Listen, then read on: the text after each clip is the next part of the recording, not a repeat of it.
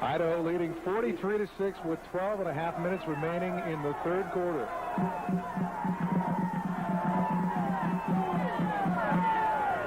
The give is to Thomas. Hayner is there.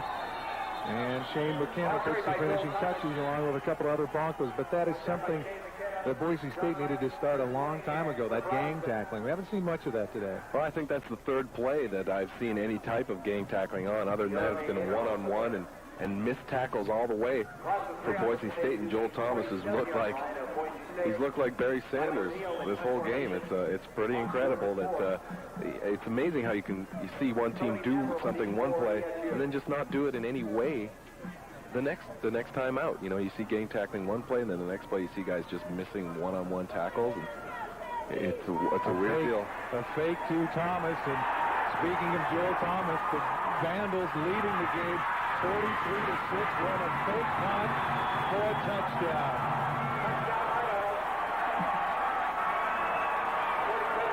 And I'll tell you, there will be no love lost between these two after that. Bart, have you ever seen anything like that? I think that's a pretty cheap call by a coaching staff against a team that's down, and they're really trying to rub it in. We are the tribe from the north, we're brave and we're bold. Defeating our rivals never gets old. Making our way to the Big Sky Conference. Watch out, 'cause here comes the silver and gold. Whoa, whoa. This is Tubbs at the club for the Vandals of Idaho. Welcome back, Tribe from the North, brave and bold, to the official, unofficial podcast of your Idaho Vandals and the Vandals affiliate on the Big Sky Podcast Network. I'm your host, Brian Marceau, and I'm joined today by fellow co-host, producer alum, Dallas Hammer. Dallas, how's it going? It is going fantastic. I was expecting this chat to be a bunch of people rubbing it in that Matthew Stafford threw a bunch of picks and looked awful in primetime, and instead the opposite happened. Last night was incredible. I'm on top of the world. The Rams got a huge win, and I didn't have to watch Idaho basketball. So one of the best nights of my life. Way to pull the curtain back so people can know at least only one of us watched the NAU game, Dallas. So good news. Off to a great start already, guys. And speaking of great start, today is the beginning of a new era on this show. We have a new man running the show from the shadows. New producer, Martin, Hot Take Heemstra. Martin, how's it going, man? First time? You've been on the show before, of course, but this is your first time in a while. This is your new regular role. How's it feel? It's nice. It's different. It's different being behind the scenes and not watching from the depths of the comment section.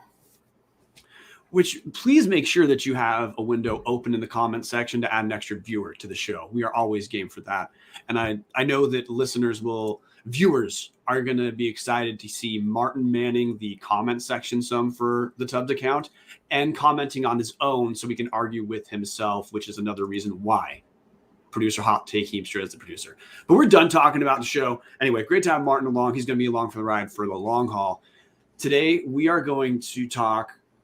Coaching staff for Vandal football has essentially closed out. We have recruiting news, which a lot of people during the coaching search, Dallas, were pretty anxious that Jason Eck was not hired until after or right around first signing, right when the dead period started. We've got recruits rolling in. We have some people are excited for this. Some people will call it dreaded. We've got a basketball update for men's and women's coming up. That's all in Around the Bar, brought to us by Hughes River Expedition. But the news that we're going to lead with, we have a defensive backs coach now. And it is a face that, if you've been paying attention to Vandal football for a while, Stanley Franks Jr., this is not the first time you're going to have heard his name. And Stanley Franks Jr. is the new defensive backs coach who's going to be joining Jason Eck. Stanley Franks is already on the recruitment trail. He's already hitting the ground running, just like the other coaches, who, by the way, my favorite online reality show now are the videos posted by Jason Eck, Thomas Ford, Luke Schleissner, anyone on the Vandal recruitment trail. that's the only reality show I give a shit about. But Dallas, Stanley Franks, you were excited. You were excited. I just saw your dance. Well, listeners missed that, but viewers certainly saw it. We got. He's on the team. I am ecstatic and I am excited about this hire. Stanley Franks, for anybody that doesn't know who Stanley Franks is, in 2006, Stanley Franks led the NCAA in interceptions. He had 9, ended up being first team all WAC that year. Honestly, one of the best seasons. Can I pause you really quick, Dallas? Yeah, we buried the lead. What team was he playing for when he led the nation in interceptions? You're right. I did bury the lead. Didn't mention that. He played here at Idaho. So 2006 was when his final season. So spoiler alert, there's a little bit of overlap with another member of the coaching staff that we're also excited to have.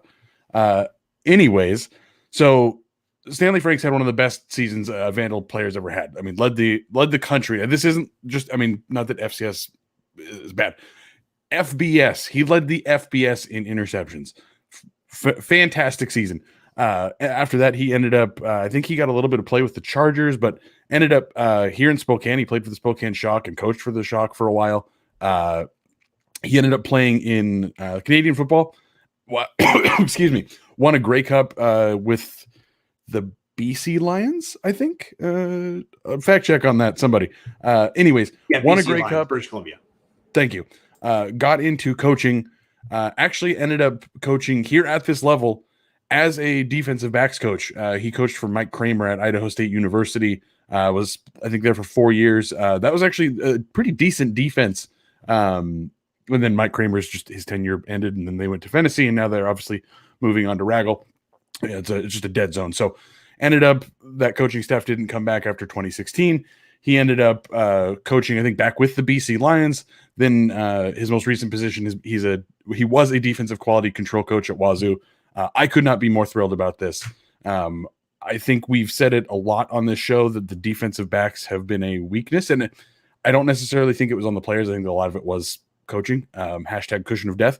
I know that's ripping Hot Take Heemster's heart out as I'm talking poorly about Mike Bresky here, but I couldn't be more thrilled about this. Hiring maybe the best Vandal corner I've ever seen to come back and coach the guys, and he's proven he's done a good job. In 2014, I think it was, the Bengals had 19 interceptions. That's pretty incredible, and he was the guy responsible for coaching that position. So, couldn't be more thrilled about this hire, Brian. The thing I'm going to look at is something we talked about last week when we ran through a decent amount of coaching roster, which is a lot of our position coaches have, it might be at a lower level or just different school, they have coordinator experience even as position coaches. This is another example of a position coach who has background coaching above this level of, let's say, responsibility or supervision at a different level. Stanley Franks, like you talked about, he's coached defensive backs for a while for the Spokane Shock and then Idaho State for a few years, plus the BC, which is British Columbia Lions, based out of Vancouver. Hashtag Wikipedia. But Franks was a defensive coordinator at Cabrillo College, which is a junior college, which also just gives us it's out of California. It's another guy who has some more West Coast background, maybe for recruitment, which will buttress the Midwest-ish background that a lot of our guys happen to have. But I like that Franks has Big Sky background at Idaho State, you referenced. I like that he has coordinator experience from when he, even at the junior college level, also Pac-12 experience, like you said.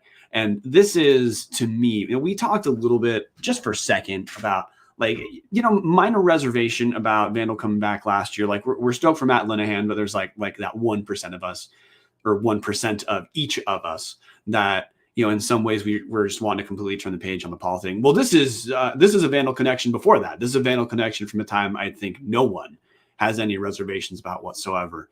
So, yeah, getting Stanley Franks as our defensive backs coach is great. I'm happy that we definitely turned the page and we have a new person there. So, honestly, Dallas, we essentially have a complete coaching staff at this point. Yeah, I mean, that's that's the thing, that like this is our 10th coach. Like this is it. We're locked in. Obviously, Eck being our head coach, that's something I wanted to.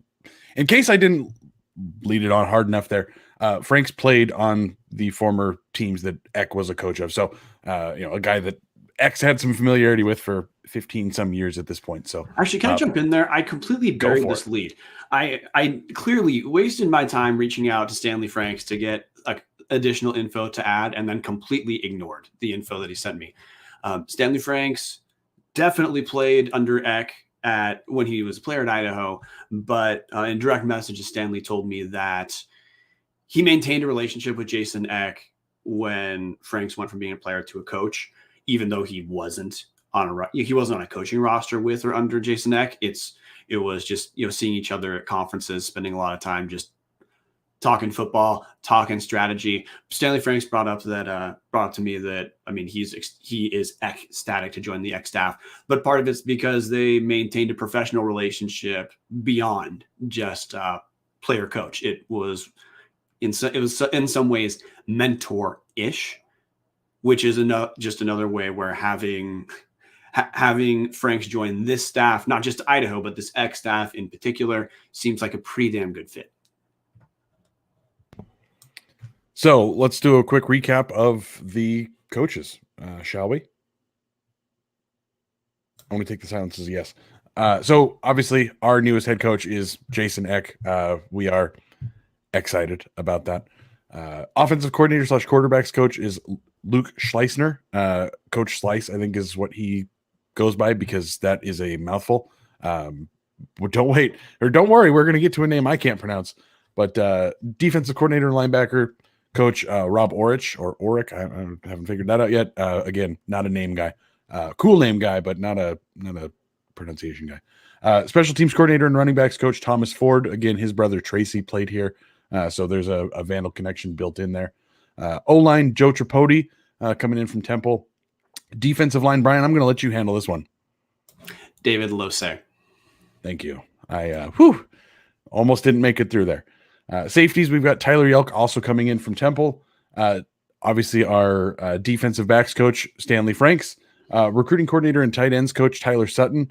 And then last but not least of the position coaches, we have incoming receivers coach, Matt Linehan, maybe the greatest player from the Petrino era, coming back to jumpstart his coaching career as his first actual positioned coach after being an analyst for the last couple of years. And then finally, our director of football operations, J.D. Johnson. He is the only person returning from the Petrino regime.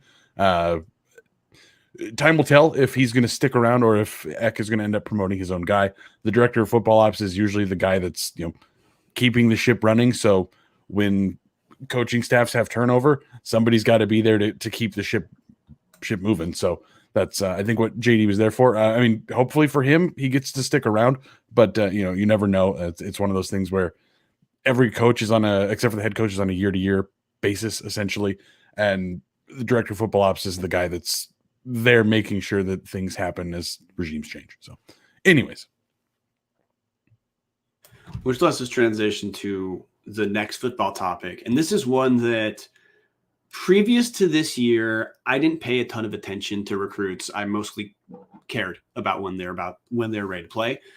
But this recruitment cycle is a little bit different because we didn't have a coaching staff in for early signing day. Felt it's a little bit more worthwhile to give people some updates as recruits roll in. And we have a handful of new recruits who've committed to the University of Idaho. And I want to lead off with a position that might be a surprise for people as a leadoff position, but this recruit rolled in today, not that long before we launched the show. Idaho struggled kicking the ball last year, and we just picked up a junior college All-American kicker punter, Ricardo Chavez. He's got 2 years to play, so he's essentially a red shirt junior. He's got 2 years to play to get his 2 years of eligibility, coming from Riverside Community College. If you check out his Twitter, you can see a video, and it's also on his huddle. You can see a video of him kicking a 59-yard field goal last year. So honestly, Dallas, it's going to be hard for us to talk about the impact of a lot of the recruits because you have to actually see how they play. And, sometimes the transfer doesn't have a ton of reps to talk about. This guy's going to probably have an instant impact right when he shows up. First thing first, I have to say I'm very disappointed that this kid committed right here and now, because we know that former Tubbs of the Club special teams coordinator Alex Boatman is in a tough patch with work where he's he just doesn't have the time to commit to us. So I didn't reach out to get his thoughts on our newest kicker / punter. I look forward to hopefully getting some breakdowns of that in the future. But Brian, you're absolutely right. This is I think it's fair to say that the special teams game struggled a little bit when Cade Coffey left the program.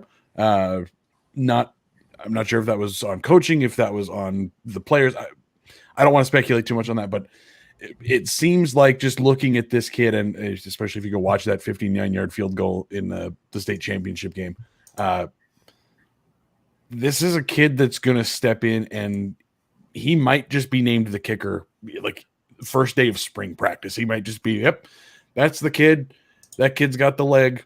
He's the guy. So as far as recruiting goes, he's definitely one of those few kids that you're going to see of like, hey, I recognize that name. He's on the field all the time. Well, hopefully not all the time.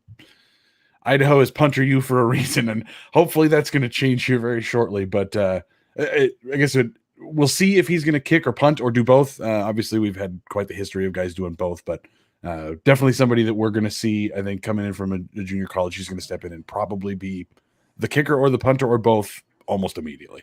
Yeah, stats coming over from community college. And when Dallas said state championship, that did reference, that was a junior college state championship, just so people have timestamp reference. Stats coming over from Riverside Community College is 21 to 24 on field goal attempts. That's 88% with a long of 59, which we already talked about. 32 with 32 on point after attempts. So really about as good a stat line as you could possibly hope for, which again, with how awful our kicking and some of the kicking struggles last year, also it was line struggles. So it wasn't just like missed kicks or block kicks, but this is certain special teams was certainly a position, and kicking specifically was something we could get better at. It absolutely looks like we just did get better at kicking. Couldn't agree more. Nothing really else to say about it. I mean, he's a kicker.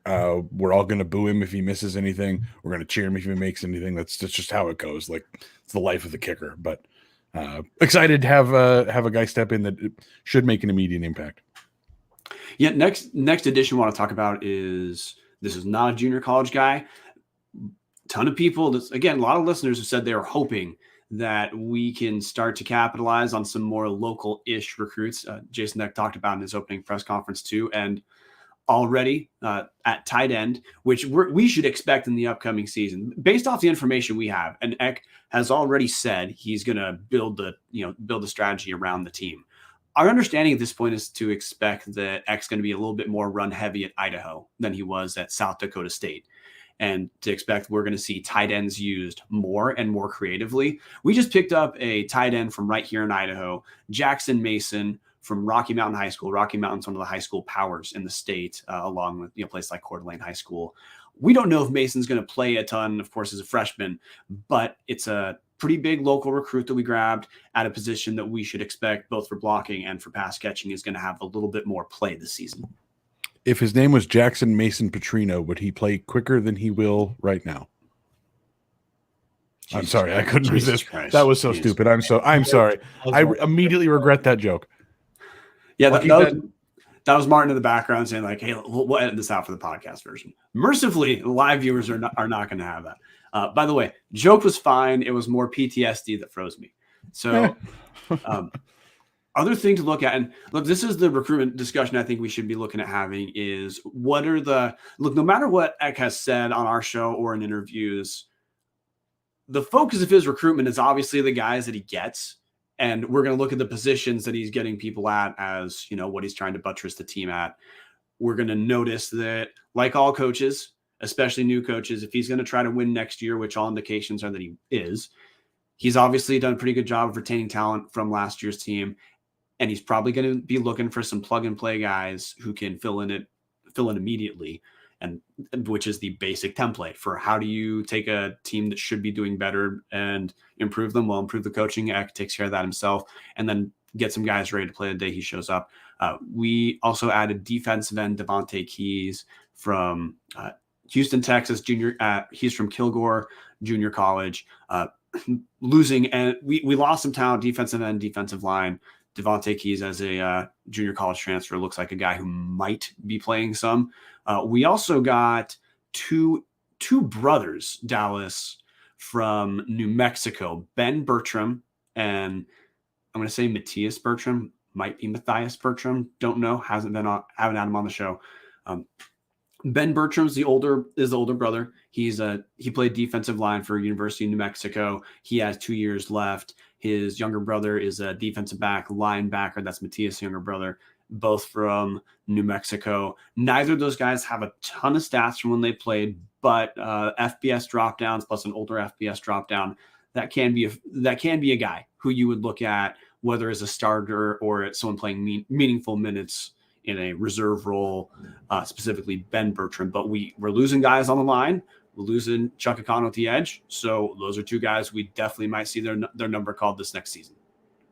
Exactly. I was doing some Twitter stalking, and I noticed this was absolutely a package deal.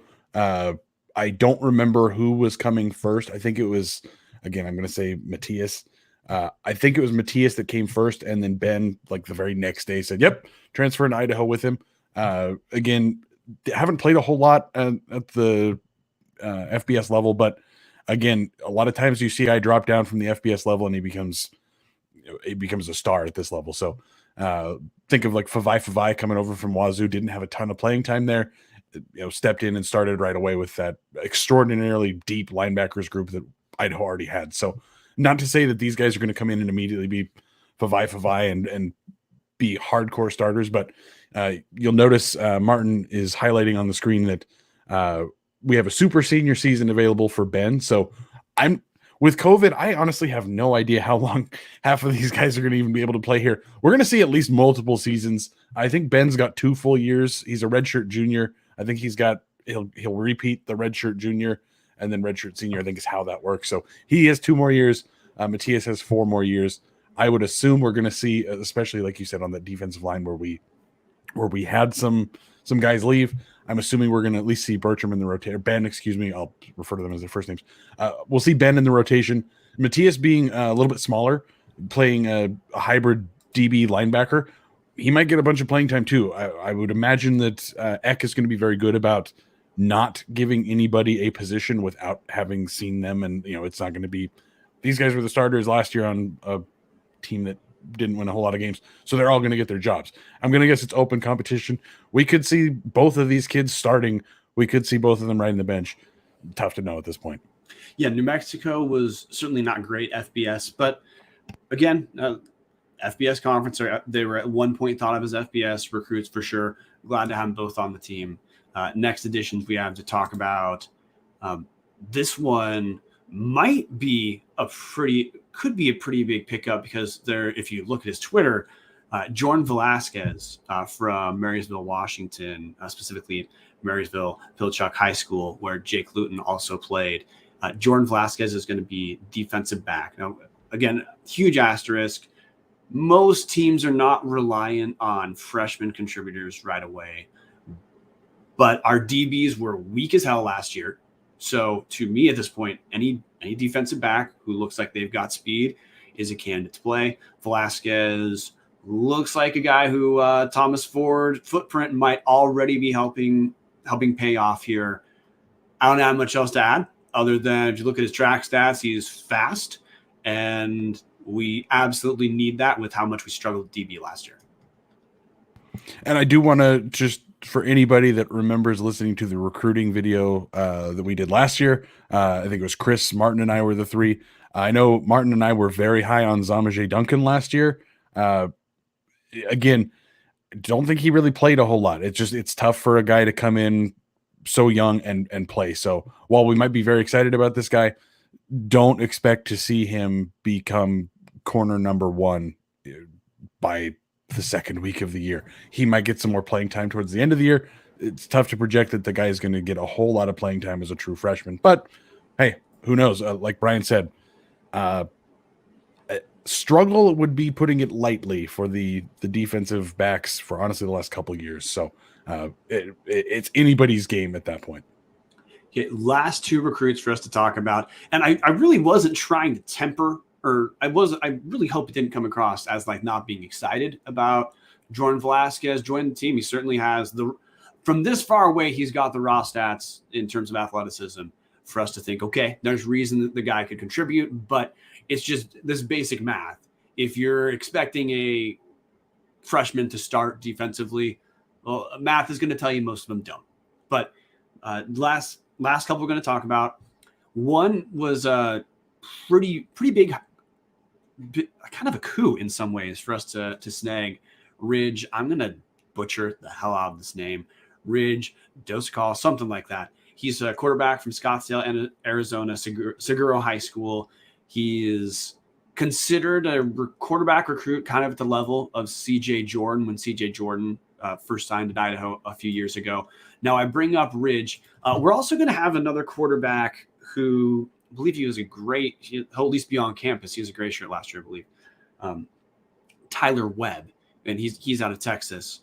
But the quarterback room is going to be a point of discussion because once it's football, that's like the easiest position in the world to talk about. But two, with how injuries were for Idaho last year, there's no reason to really believe anyone is a clubhouse leader to start. Meaning a freshman is absolutely on the table as a guy who theoretically could start. But Ridge Doskal, starting quarterback from Arizona, 71% completion percentage as a senior, 127.8 QBR, 12 touchdowns, 2 interceptions, pretty dang good raw numbers, and was also helped recruit by Price Tracy before Price Tracy left. That's really all I have to add right now on quarterback position, which is I think it's worth paying attention to just about every single name. By the way, another name before I throw it to you, Dallas, and quit filibustering. This isn't a recruit. Separate discussion we're going to have. I don't think people should think Zach Borsch is out of the quarterback room until we're told he's out of the quarterback room, which means we probably have 4 names that are going to be competing reasonably for what that starting position could be. Yeah, I think that's a very good point to mention. Obviously, CJ won the job last year and got hurt almost immediately after, and then we didn't see him again. I have definitely been on this show talking about how I see so much talent in the kid, and I think he's going to be a superstar. That remains to be seen. Really hoping for him, but again, I'm guessing all these kids are great kids. I don't know any of them, but from everything we've heard, CJ's a good kid, Zach's a good kid. All these guys are good kids. Hoping for the best for him, but I would not be shocked to see Zach Borsch. I wouldn't be shocked to see Zach Borsch as the starting quarterback. I would definitely expect to see a little bit of what Petrino did last year with him, but maybe just not like used in a stupid way. Yeah, I was trying to be a little bit more polite about it, but who cares? You guys know I'm not particularly polite or soft in the words I use, so screw it. I think he will not be used in such a stupid way this time. It won't be Borsch gets the ball, Borsch runs up the middle off the guard, 2 yards, -6 yards. Okay, not seeing him again.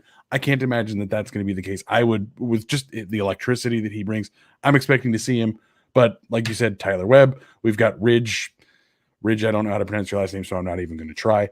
Giovanni McCoy, I know was a pretty high recruit last year when we talked about him. He obviously got some time as a true freshman. I know McLeod Croughton is in that room, and we talked about him last year. I'm sure there's guys that I'm forgetting, but realistically, it's going to be an open competition, and I couldn't sit here and say, yep, Borsch is going to be the guy, or Ridge is going to be the guy as a true freshman, or CJ is going to win the job again. Who has any idea at this point? We might learn a little bit more in the spring, but I think the only thing I would bet on right now is Borsch will get some sort of play at quarterback, if it's like weird wildcat packages or some sort of trickeration out there, because we've seen from time at South Dakota State, trickeration is absolutely their kind of thing. You see fat guy touchdowns. I mean, everything's on the table at that point. So who knows? And last recruit, Cade Ledesma, athlete out of Ventura, California. Dude's listed as athlete. I have no idea how to project what they're going to do. Part of why I even pay attention to recruits is that come spring game, it's cool to know just who you're watching to have a better idea of who pops or who to pay attention to at each position. I don't have much else to add about Cade Ledesma except, hey, welcome aboard. Dallas, do you have anything before we transition out? I think he follows us on Twitter. And Kate, I'm really sorry that I don't know a whole lot about your academic background or history. All I've really seen is the little blurb here. I tried to look at your Twitter profile, and I think it just said University of Idaho commit or something like that. So don't know a whole lot about you, but hey, happy to have you. I mean, 6'2", 180 is a pretty great size for a receiver or a DB. So looking forward to it. And thank you for that correction. He's listed on 24/7 when I was looking as an athlete on the University of Idaho's football roster for next season. He's listed as a wide receiver, defensive back. So, hey, we already talked about defensive backs. If you're an athlete, you've got a chance to see the floor. We're going to transition to basketball, but we have to go over first our favorite sponsor, Hughes River Expedition, who brings us around the bar. Hughes River Expedition. If you are looking for a great all-inclusive week-long vacation, don't look past your backyard. Venture into the largest protected wilderness in the continental United States, located right here in the great state of Idaho. Enjoy a multi-day trip down the Middle Fork of the Salmon, the main Salmon River no return, the Salmon River Canyons, or the Selway. You can even check out special trips like the one to see the Perseid meteor shower. Camp on pristine beaches, run amazing whitewater, hike scenic trails, spot wildlife, stoke in beautiful natural hot springs, take in the history along the river and fish some of the most remote stretches of river in the country. You just bring your clothes, let HRE handle the rest. Hughes River Expeditions has been Vandal owned and operated since 1976, ready to take you on the vacation of a lifetime. What are you waiting for? Find out what it's like to grab a paddle, catch dinner, and ride the bull all throughout the Gem State. Call them now at 800-262-1882 or check them out at hughesriver.com. That's like the first time I've got through that without stumbling on some consonants. So, and I stumbled on the consonants of consonant. So, moving on to basketball, guys. Men's basketball. Quick update. We've played 3 games since we last. Idaho's played 3 games since we last talked about it on the show, and yeah, you know what? Season's going rough. Season's going rough, but we look. This is a marquee program in this school. It needs eyes on it. So last Thursday, Idaho travels to Weber State, loses 84-74 in Ogden. 10-point game in a game that I don't think felt like a 10-point game in a negative sense. Mikey Dixon led us with 19 points on 6-16 shooting, 4 rebounds. Rashad Smith added 13 points on 4-7 from the field with 5 rebounds. We follow that up Saturday with a devastating loss at Idaho State, 81-74. Mikey Dixon scores 19 points, but shot 5-15 from the field, salvaged a little bit, going 9 of 10 from the free throw line. Rashad Smith added 17 points, 7 rebounds. Jameel King off the bench, nice game, 14 points on 6 of 8 shooting. And then last night, so Monday, this was a makeup game because of a COVID cancellation earlier. We lose 74-72 at Northern Arizona. Trevante Anderson has a kind of a rebound game for him in that he'd struggled from the field for a while. Scores 20 points and picks up 9 rebounds, so that was quite helpful. Mikey Dixon, 17 points, but another pretty rough shooting game, goes 4-12 from the field, but 8-10 from the free throw line. Those 3 losses bring Idaho to 1-11 versus D1 teams. I'm not counting Bible College wins. And we are now 0-6 in Big Sky Conference play. After that mouthful, Dallas, what was the story of the last week in Idaho basketball? The story is that this team is absolute trash. I know we tried to not talk about last year's team a whole lot, but I think we have to bring it up. This team might be just as bad as that team. That team couldn't score. This team can't defend. It's done. It's over. The optimism that we had of, hey, this SDSU win is great, and they're about to play some really awful teams, and maybe we can get a little bit of momentum and maybe finish with 5 or 6 conference wins. Not a chance. Absolutely not a chance. Patrick mentioning in the chat, the score is close, but it feels like they're down 20.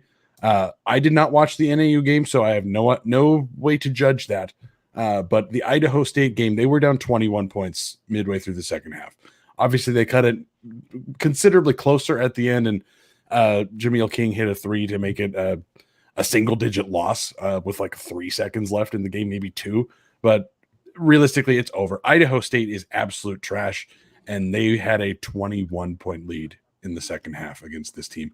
It's just over. There's nothing redeeming to talk about except for one person.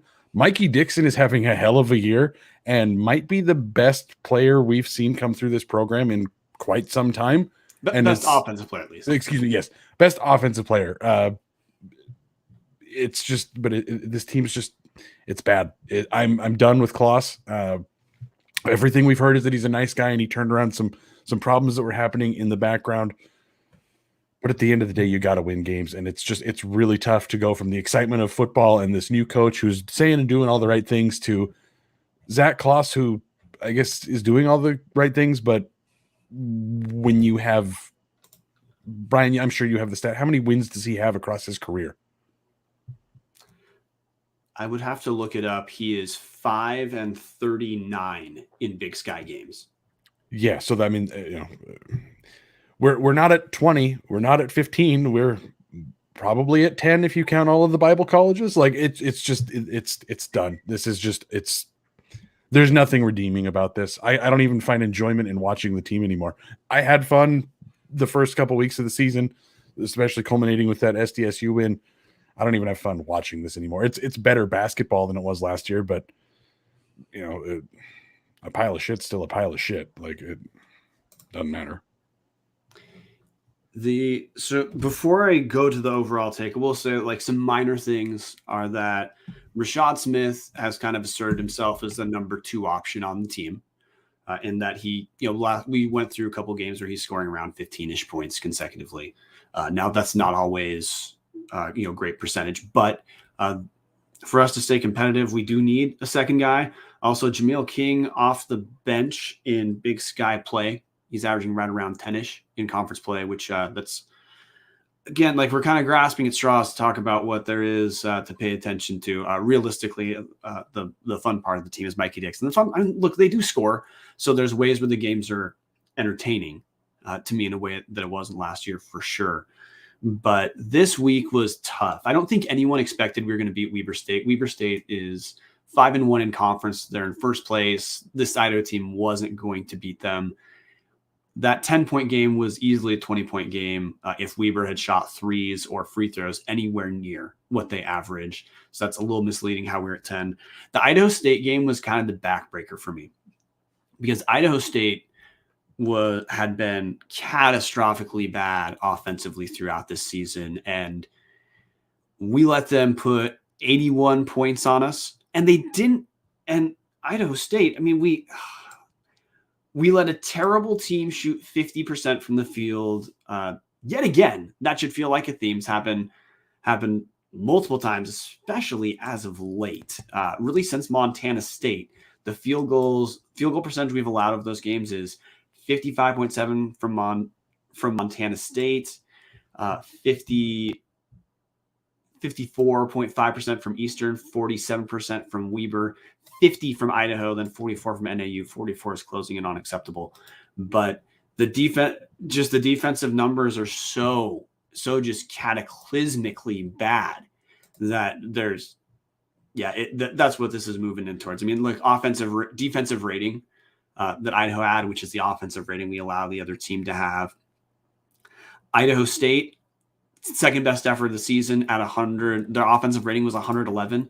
Their other 111 offensive rating was a Bible college.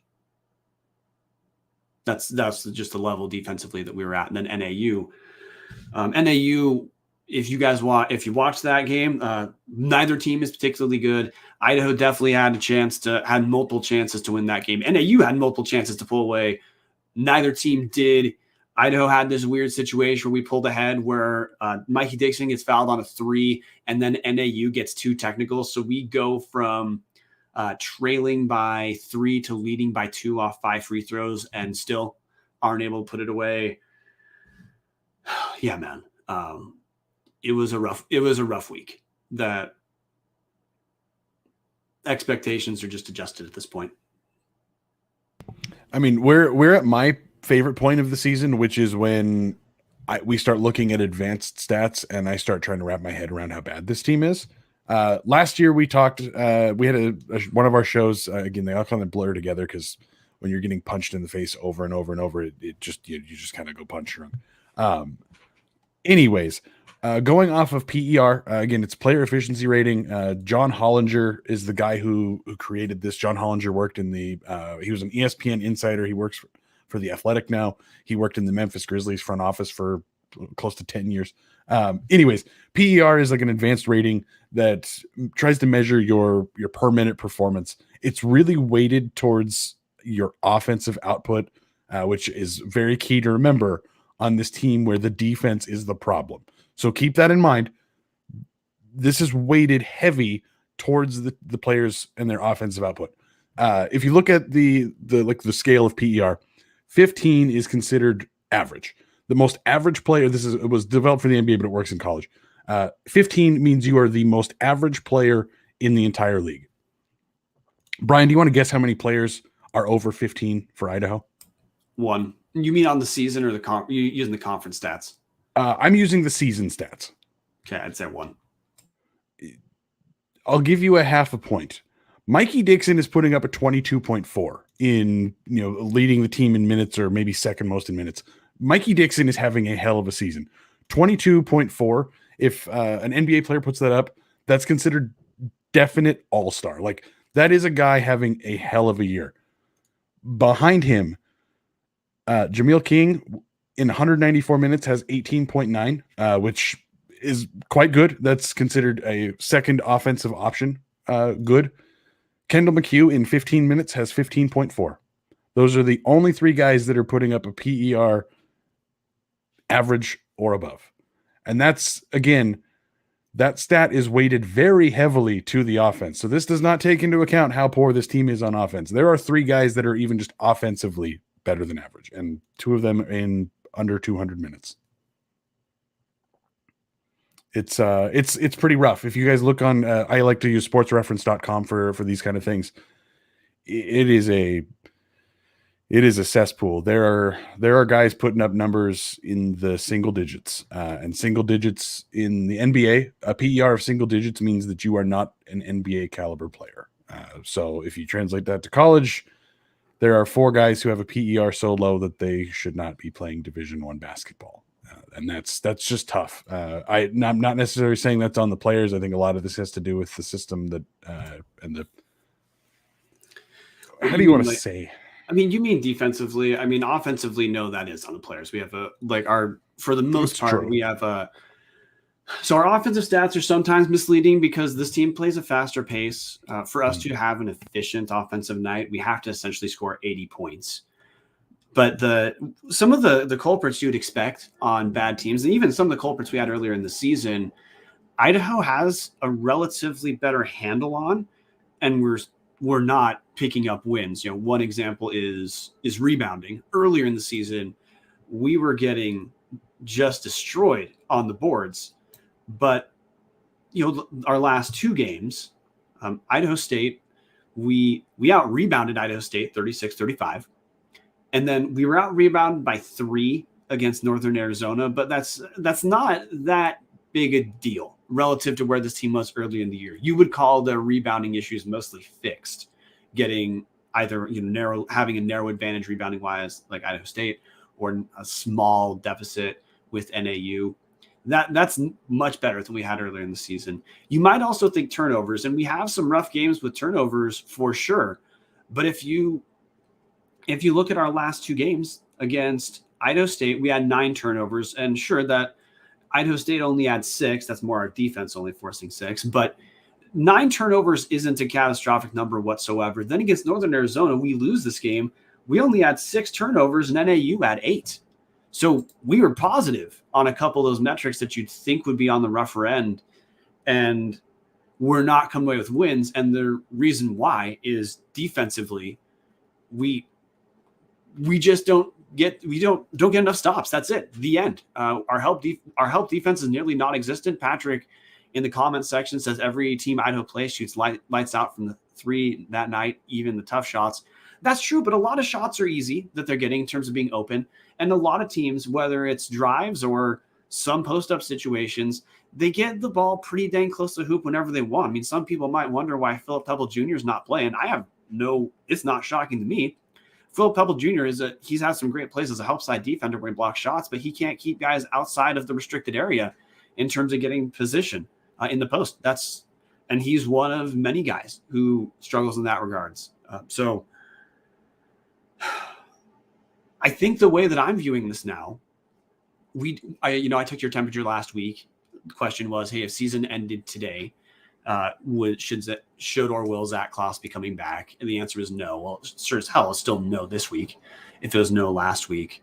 The question is there a chance for this team to turn it around? I don't think. I'd say you look at losses to Idaho State and Northern Arizona. Those were teams. Those teams we had to beat for that to be on the table. We still play them again, play them in Moscow. So you'd think, hey, maybe that's a couple wins, but we're starting to get the point 0-6 in conference for Klaus to get to that around 12 wins. He now, from here on, he has to have, if he's going to save his job, he has to have a winning record in conference or he probably doesn't keep it. Absolutely. I mean,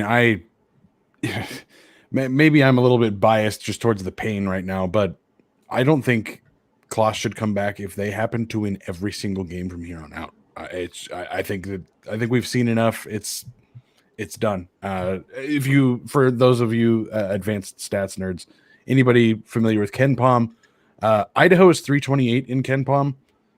Northern Arizona is 323 and Idaho State is 336. So that's out of 358 teams. So Idaho's in the bottom 25 in all of Division I, and our little brother that we are supposed to beat the piss out of had a 21-point lead on us. We let them shoot almost 50% from three. If they'd made one more three, they would have hit 50% on that night.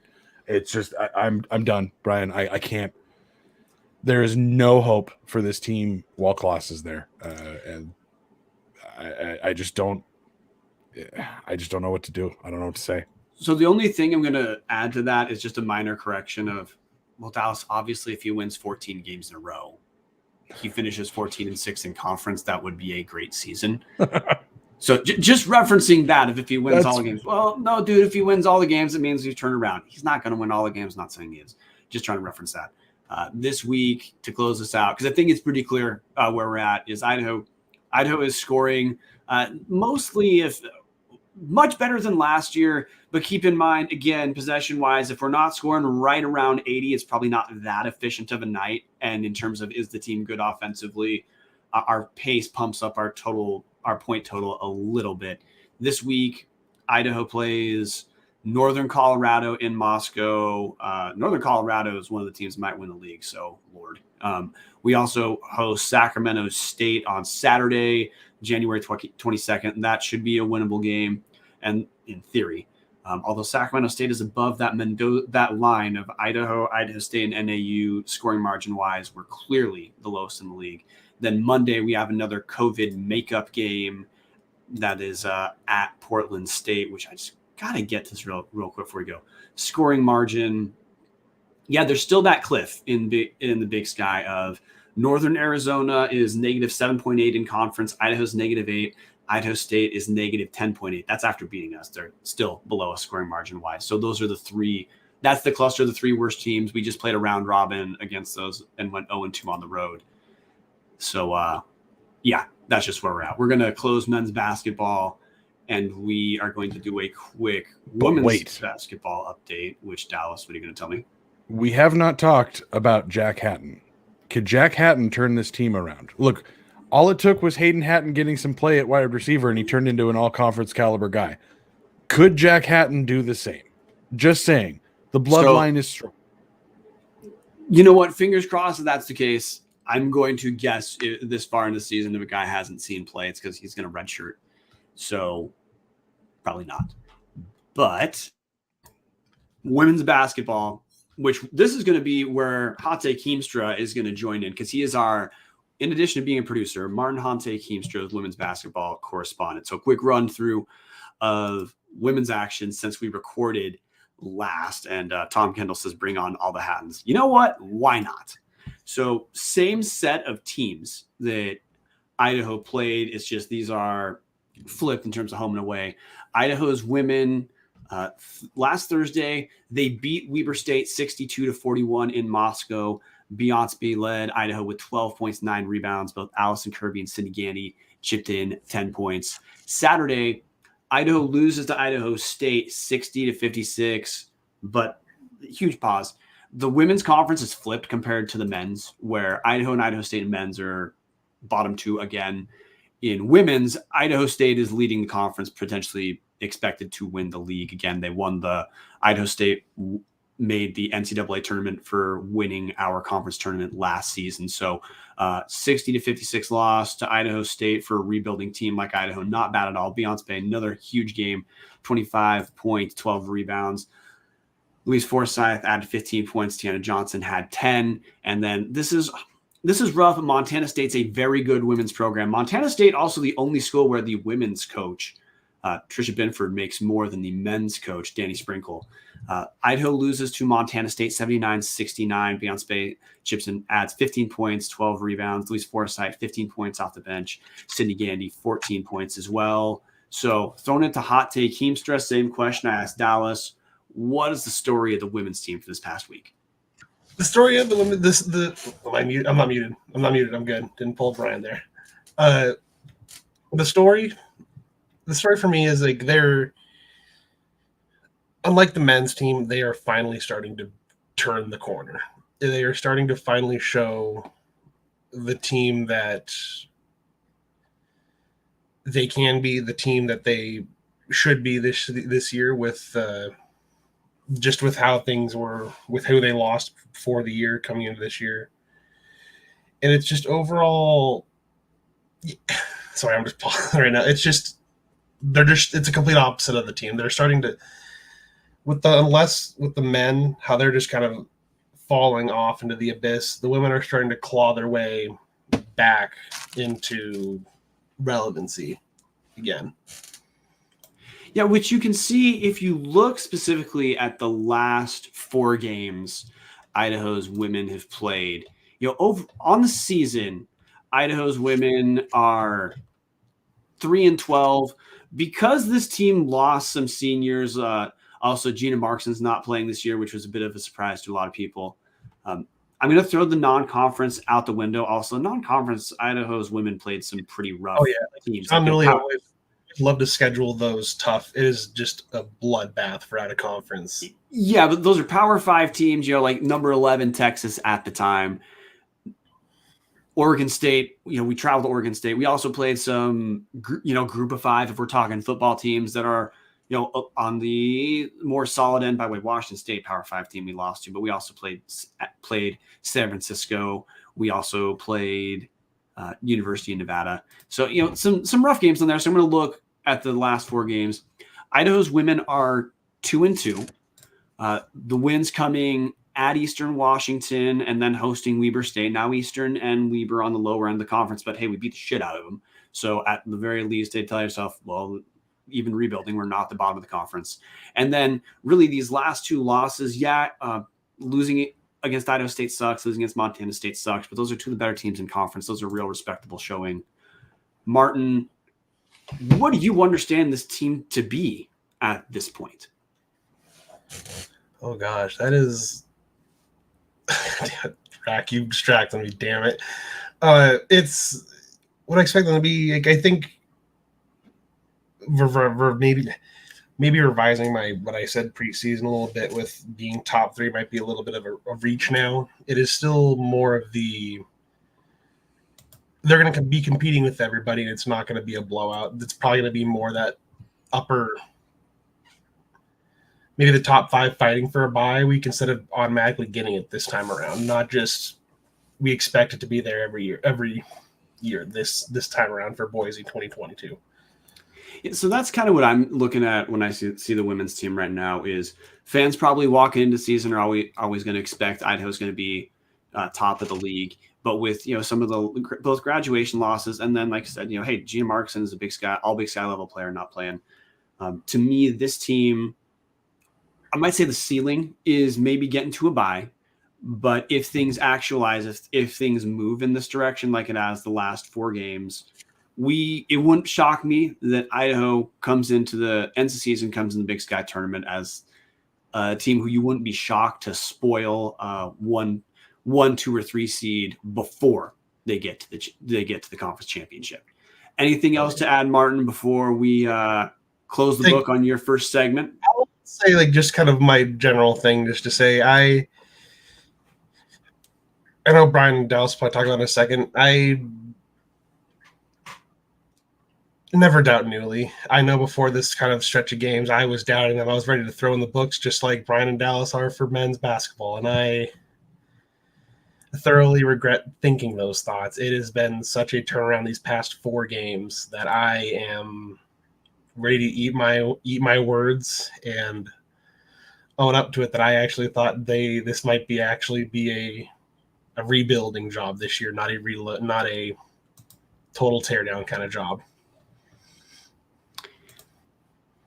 And we're going to close the book there. Martin, glad to have you on.